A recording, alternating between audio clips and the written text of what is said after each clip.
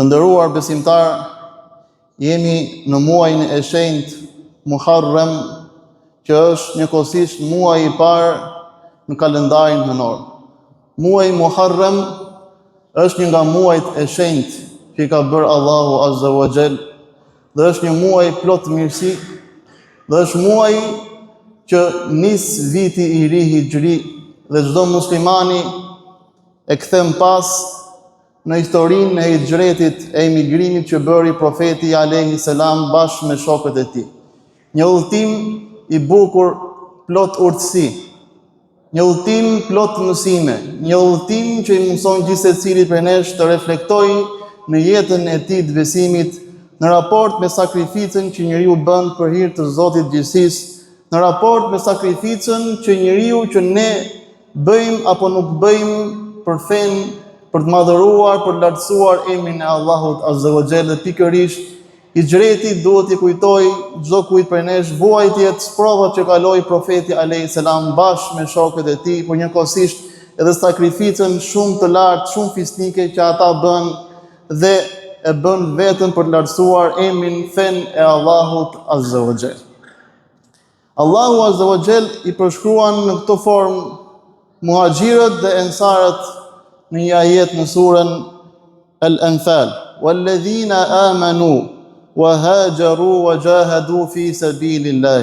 Ndërsa ata të cilët besojnë Zotin, që janë besimtar dhe bën hijret, pra muhaxhirët që janë emigrues vetëm për hir të Allahut Azza wa Jall, wa jahadu fi sabilillah, dhe luftuan dhe u përpoqën në rrugë të Allahut Azza wa Jall me çdo gjë që i kishte dhënë Zoti i gjithësisë. Sahabët punonin fort, i përdorin të gjitha mjetet e jetesës, pasurinë, veten e tyre, çdo gjë që ata kishin vetëm për të lartësuar emrin e Allahut Azza wa Jall, dhe këto janë cilësitë më të dukshme që i mungojnë sot muslimanëve, të gjithë dhe ne, janë pikërisht cilësitë që i kishin sahabët bashkë me profetin alayhi salam. "Walladhina awaw wa nasaru", ndërsa dhe ata që i strehojnë, që i japin strehim muslimanëve dhe i ndihmojnë, pra ensarët, "Ulaika humul mu'minuna haqqan", këta janë besimtarët e vërtet, thot Allahu Azza wa Jall, që besimi i tyre reflektonte në praktik, në bazë të përkushtimit, në bazë të sakrificës që ishte mjaft e dukshme dhe mjaft reale ndërmjet muhaxhirëve dhe ndërmjet ensarëve, thot Allahu Azza wa Jall, dhe këta janë besimtarët e vërtet. Për ta do të ketë falje, mëshirë nga Allahu Azza wa Jall, wa rizqun karim, dhe Zoti do t'i jap një furnizim shumë bujar, do t'i jap një furnizim shumë të bollshëm që do t'i mjaftojë atyre për të qenë të lumtur në këtë botë kalimtare. Hijreti i profetit alayhi salam bashkë me sahabët e nderuar radhiyallahu anhum ajma'in është një nga ngjarjet më të rëndësishme në kalendarin e Islamit, në kalendarin hijri. Hijret do të thotë emigrim, do të thotë zhvendosje, do të thotë shpërngulje, do të thotë braktisje nga një vend në një vend tjetër. Hijreti i profetit alayhi salam padyshim nuk ishte një ikje nga frika për jetën e tyre apo për pasurinë e tyre, por ishte një sakrificë për të ruajtur fen dhe për të siguruar lirinë e adhurimit për Allahun Azza wa Jall. Profeti alayhi salam bashkë me shokët e tij përjetuan persekutime nga më të ndryshme, tortura, padrejtësi nga më të mëdha, bojkote. Çdo pjesëtar i familjes vuante sepse ishte musliman. Ata lanë pas shtëpit, lanë kopshte, lanë pasuri, lanë mallin e tyre dhe u larguan nga dhuna dhe nga kërcënimi që i kanoseshin çdo ditë. Ata ishin përjashtuar nga e tërë shoqëria, të tërë i kishin kundër. Pra i grup i parëve, i muhaxhirëve, besimtarëve të parë ishte shumë i pakët dhe vuajtjet padyshim ishin shumë të mëdha. Profetit alayhi salam i shkojnë për ta korruptuar, për ta joshur me të tërë mënyrat dhe i thonë profetit alayhi salam: "Lëre këtë fe. Ç'është ky kumtim që ti e bën me kaq zell dhe njerëzit vinë pas teje? Nëse ti do pasuri, atëherë ne të japim pasuri dhe ti do të jesh njeriu më i pasur në të gjithë gadishullin tonë. Nëse ti do pushtet, atëherë ti do të jesh kryetari jon, do të jesh njeriu që do të na udhëheq gjatë jetës tonë. Nëse do femër, atëherë femrën më të bukur që ka në mesin tonë zgjidhe dhe ajo le të jetë për bashorte për ty, i thon profetit alayhis salam. Dhe ai thot fjalën, i thot shprehjen unike, qofse në njërën dorë do të më jepni diellin, dhe në dorën tjetër do të më jepni hënën, unë përsëri nuk e braktis të përgjegjësi që ma ka kumtuar, që ma ka ngarkuar Allahu Azza wa Jalla, dhe unë kurse nuk e dorë nga kjo gjë, thot profeti alayhis salam. Dhe vazhduan 3 vite bojkot. Vazhduan ati i ndroi jetë Hatixha radiallahu anha, bashortja e tij që e donte ai shumë. I ndroi jetë xhaxhaja e tij Ebu Talibi, që ishte mbrojtësi më kryesor në mesin e atyre tradhtarëve, në mesin e atyre armiqve të përbetuar profetit alayhis salam. Tashmë jeta e profetit alayhis salam ishte në rrezik. Ai kërcënohej të do të zhdukej, do të asgjësoj, dhe Mekasit paria e politeistëve, e mushrikëve kishin paguar që të vrisnin profetin alayhis salam, dhe kështu Allahu Azza wa Jall i jep leje që ai të emigrojë drejt Medinës së ndriçuar profeti alayhis salam bashkë me shokët e tij, dhe fillimisht ai u nis vetë i pari bashkë me Ebu Bekrin radiallahu anhu, ai u largua profeti sallallahu alaihi wasallam. Por ai edhe pas gjithë këtyre torturave, vuajtjeve, ai përsëri shkoi në Taif me shpresën që do t'i kumtonte njerëzve fen dhe do të gjente atje përkrahjen që i kishte munguar në vendlindjen e tij në Mekën e bekuar. Por atje ai u përball me një situatë të pakëndshme, ku njerëzit e sulmuan, e ofenduan dhe e goditën në gur, dhe nga fytyra e tij e shndritshme rodhi gjak, dhe kur erdhi Xhibrili alayhis salam dhe i tha lute Allahun, dhe unë do t'i zhduk këta njerëz, do t'i dënoj me dënimin që do Allahu Azza wa Jall. Por ai u lut duke thënë Allahumma ighfir li qaumi fa innahum la ya'lamun. O Zot, fale popullin tim sepse ata nuk dinë se çfarë bëjnë, thot profeti alayhis salam, do bën lutjen e famshme që e bën, dhe shkurtimisht është një nga ato mesazhe kaq të bukura, kaq unike, që profeti e thot me vendosmëri dhe i thot Zotit: o Zoti im, nëse ti nuk je i zemëruar me mua, atëherë nuk më shqetësojnë vuajtjet që unë po përjetoj, i thot profeti sallallahu alaihi wasallam, të nderuar besimtar. Hijreti në esencë ishte shpërngulje nga dobësimi në fuqi dhe nga pesimizmi në shpresë. Hijreti i mundsoi njerëzimit historisë, në njerëzimit një kthes të madhe, sepse shënoi fillimin e ndërtimit të shoqërisë islame mbi themelet e adhurimit të Zotit, besimit, drejtësisë edhe vëllazërisë. Profeti alayhis salam na mëson që në hijret ai ndoqi rrugën e shkaqeve për të shkuar drejt Medinës, dhe nuk zgjodhi rrugën duke bërë vetëm dua, duke u mbështetur tek Allahu Azza wa Jall, por ai ndoqi sebepet, shkaqet më së miri. Na tregojnë që njeriu për të patur sukses në këtë botë duhet të mbështetet fillimisht tek Zoti i botëve, tek Allahu Azza wa Jall, njëkohësisht duhet të çojë të gjitha në vend shkaqet, detyrat që ka njeriu përsipër, që ai të ketë sukses tek Allahu Azza wa Jall. Dhe ai shkoi drejt Medinës nga rruga e kundërt, pra nga një rrugë që ishte shumë e gjatë, nga rruga që askush nuk kalonte për shkuar drejt Medinës, dhe ai ra pikërisht nga rruga më e gjatë për të humbur gjurmët, dhe 3 ditë ndenjë në shpellën e Thawr, që është histori e njohur.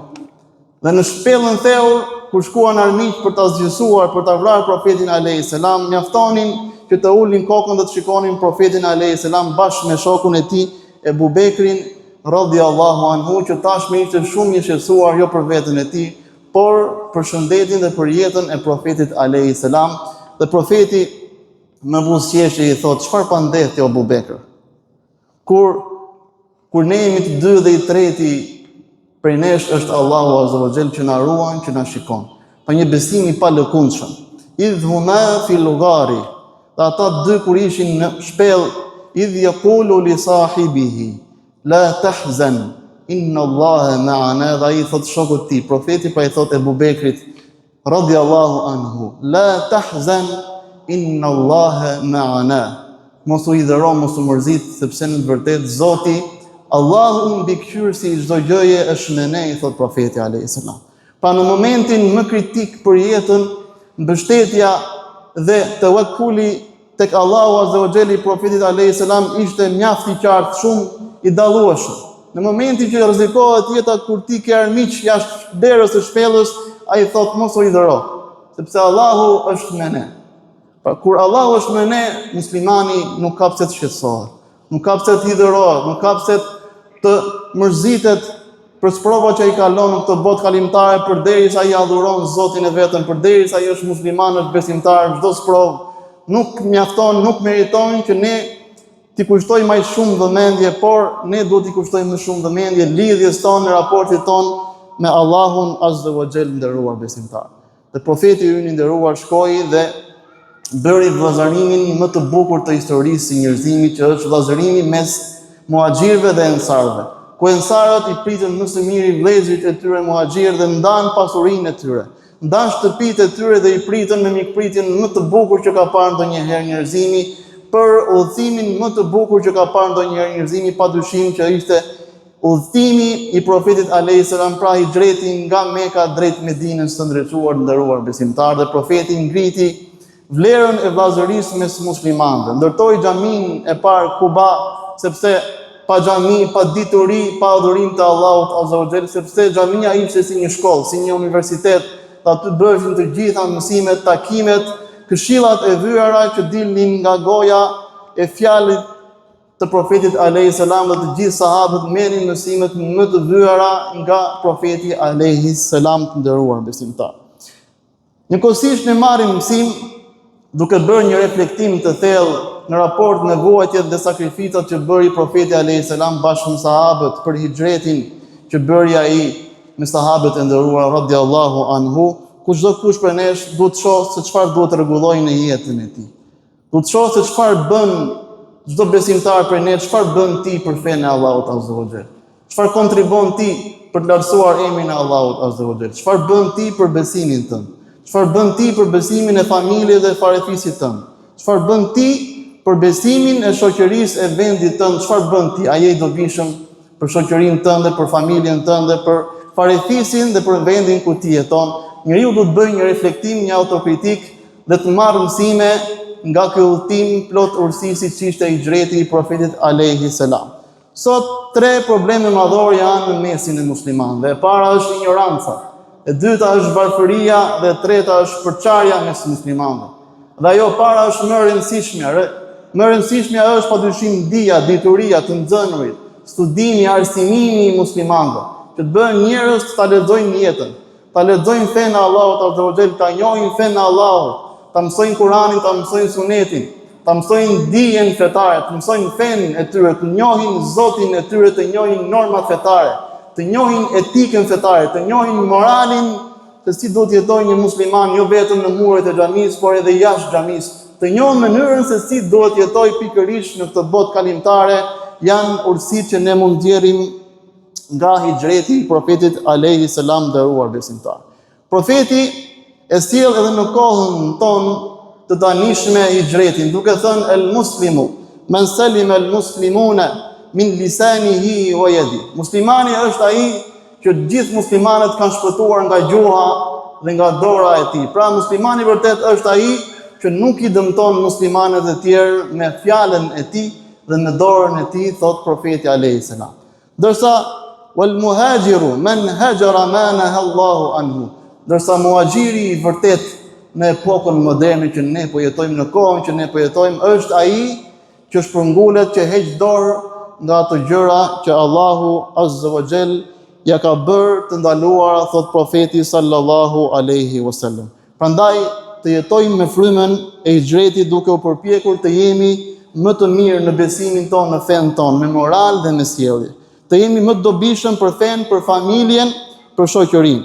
Hijreti na tregon, na mëson se Islami nuk e ndërton historinë dhe suksesin e tij mbi fitoret materiale apo pasurinë, por e ndërton mbi sakrificën, besimin dhe përkushtimin dhe sakrificën që ne tregojmë për hir të Zotit gjithësisë, duke mposhtur kënaqësinë tonë, duke mposhtur dëshirat tona, pasionet tona personale, por ne i mposhtim këto vetëm për hir të Allahut Azza wa Jall dhe bëjmë atë që bën sahabët e nderuar që morën edhe titullin Allahu është i kënaqur me ata dhe ata janë të kënaqur me Allahun Azza wa Jall, sepse e njohën mjaft mirë këtë botë kalimtare, bukuritë kalimtare, mashtruesit të kësaj bote, të çdo gjë që kishin në këtë botë, mundoheshin dhe u munduan deri në fund të jetës që të bëjnë diçka për të mirë të vendit të tyre, të bëjnë diçka për të mirën e fesë së tyre dhe kontribuan çdo gjë që kishin vetëm për të lartësuar emrin e Allahut, fenë e Allahut Azza wa Jall. Prandaj çfarë bëjmë ne sot? Gjithsecili duhet të pyes veten, duhet të bëjë një reflektim, një autokritik të brendshme në egon e tij, në shpirtin e tij, se çfarë bëj unë sot? Kaq vite që unë jam musliman, çfarë kam bërë unë për fenë time? Çfarë kam bërë unë për besimin tim? Çdo kush duhet të pyes veten e tij dhe duhet të reflektojë dhe padyshim gjithsecili prej nesh duhet të nxjerrë reflektime.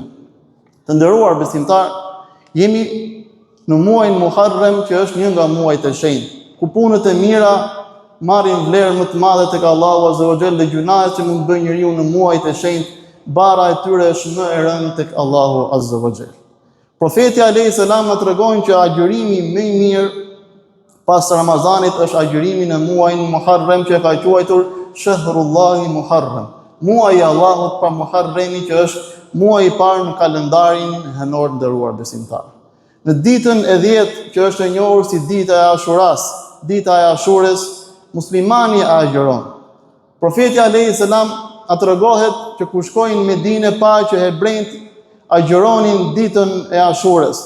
Dhe kur i pyeti profeti alayhis salam, i tha pse agjerojnë ditën e Ashures, dhe ata i thanë e agjerojnë sepse festojnë në shenjë falënderimi për të madhëruar Allahun Azza wa Jall, kujtojnë ditën që Allahu e shpëtoi Musain alayhis salam bashkë me popullin e tij nga zullumi dhe nga padrejtësitë e faraonit të mallkuar, dhe agjeruan. Dhe profeti tha, fa ana ahaqqu bi Musa minkum, unë meritoj më shumë ti për të pasuar Musain alayhis salam, dhe agjeroi profetin alayhis salam ditën e Ashurës, e filloi dhe ka qenë farz detyrim dita e Ashurës derisa u bë obligim agjërimi i Ramazanit, dhe pastaj profeti tha kush do ta agjeroj ditën e Ashurës. Dhe unë shpresoj tek Allahu, thot profeti alayhis salam, që të më shlyej gjunahet e vitit kaluar me agjërimin e ditës së Ashurës, që i bie të enjtën që vjen, i bie dita e Ashurës, do thotë Ashura vjen nga Ashara, që është numri 10 i muajit Muharrem. Nuk ka kuptim as për ndonjë ëmbëlsirë apo ndonjë dukuri tjetër që mund të jetë shpërndar ndonjë besytni në mesin e shoqërisë tonë.